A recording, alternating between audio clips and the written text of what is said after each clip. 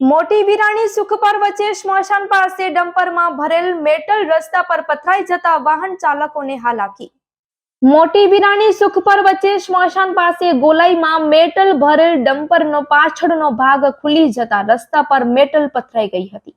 નખત્રાણા તાલુકાના મોટી વિરાણી સુખપર વચ્ચે સ્મશાન પાસે ગોલાઈમાં મેટલ ભરેલ ડમ્પરનો પાછળનો ફારકો ખુલી જતા રસ્તા પર મેટલ થઈ ગઈ હતી અને મોટી વિરાણી જતા પાવરપટ્ટી તરફ ડમ્પરો કાકરી મેટલ ભરેલા જતા હોય છે।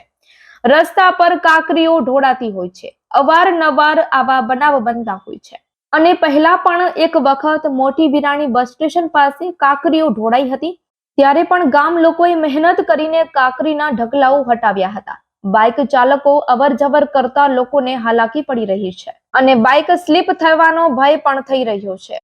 અને કાલે સાંજના 4-5 વાગ્યાના સમયમાં વિરાણી સુખપર વચ્ચે ગોલાઈમાં ડમ્પરનો પાછળનો ભાગ ખુલી જતા મેટલ રસ્તા પર પથરાઈ ગઈ હતી અને ગામ લોકોને જાણ થતા ગામ પંચાયતના સરપંચ ગોવિંદભાઈ બડિયા, ચેરમેન કાનજીભાઈ બડિયા, અબ્દુલ્લા ચાકી, મુસ્તાક ચાકી વગેરે સ્થળ પર પહોંચ્યા હતા।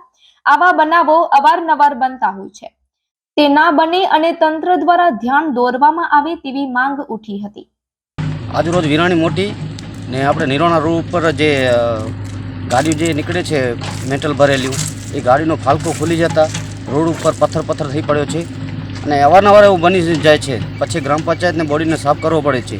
હમણાં પણ એ જ હાલત છે કે ફાલકો ખુલી જતા ને અવારનવાર એવું બન્યો છે કે બસ સ્ટેશનથી આપણે નિરોણા રોડ સુધી કાકરી પડી હોય છે। એનામાંથી અકસ્માત બનવાની સંભાવના વધારે હોય છે।